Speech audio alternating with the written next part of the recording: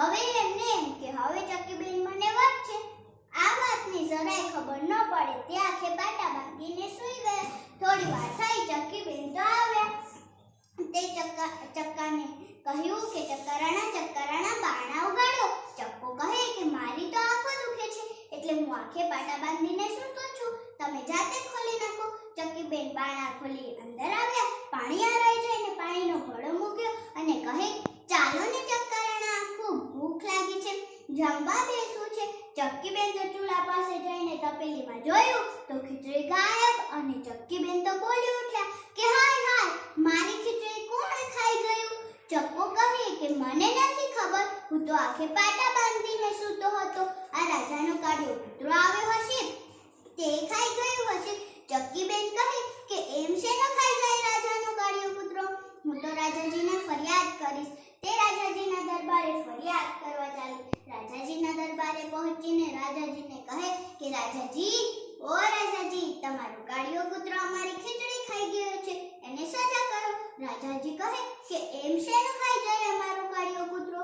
અમારા કાળિયા કૂતરાને તો અહીં બહુ જ બધું ભોજન મળે છે, એ તારી ખીચડી શું કરવા ખાય? ચક્કીબેન કહે કે મને તો ચક્કાએ કીધું છે કે એ જ ખાઈ ગયું છે. રાજાજીએ આદેશ આપ્યો કે બોલાવો એ કાળિયા કૂતરાને. ચક્કીબેનની ખીચડી કેવી રીતના ખાય? કાળિયો કૂતરો તરત હાજર થઈ ગયો. રાજાજીએ કાળિયા કૂતરાને કહ્યું કે તે હે કાળિયા, ત્યાં ચક્કીબેનની ખીચડી ખાધી છે? કાળિયો કહે કે ના રાજાજી, મેં નથી ખાધી, આ ચક્કો બધી ખાઈ ગયો હશે અને મારું નામ લે છે. રાજાજીએ ફરી આદેશ આપ્યો કે બોલાવે ચક્કાને. ચક્કાભાઈ તો બીતા બીતા આવ્યા. રાજાજીએ ચક્કાને ઊંચા અવાજે કીધું કે એ ચક્કા, ત્યાં ચક્કીબેનની ખીચડી ખાધી છે? ચક્કો કહે કે ના રાજાજી, મેં નથી ખાધી, આ કાળિયા કૂતરાએ જ ખાધી છે. રાજાજી તો ખીજાયા અને બોલ્યા કે સિપાહીઓ, આ બંનેનું પેટ ચીરી નાખો, જેને ખાધી હશે એના પેટમાંથી નીકળશે. ચક્કો તો ખીચડી ખાઈને બેઠો હતો, એ તો બીકના મારે ધ્રુજવા લાગ્યો અને કહે કે ભાઈ સાહેબ, ઓ ભાઈ સાહેબ, મારું પેટ ના ચીરશો, એ ખીચડી મેં જ ખાધી છે. રાજાજી તો ભારે ગુસ્સે થયા અને બોલે કે એક તો ખીચડી ખાઈ ગયો અને મારા કાળિયાનું નામ દીધું. રાજાજીએ હુકમ કર્યો કે સિપાહીઓ, આ ચક્કાને કૂવામાં ઊંધો લટકાઈ દો. સિપાહીઓએ ચક્કાને કૂવામાં ઊંધો લટકાઈ દીધો. કૂવાની બહાર ઊભી ચક્કીબેન તો રડતી હતી. થોડી વાર થઈ, બાજુમાંથી ગાયનો ગુવાળ પસાર થતો હતો.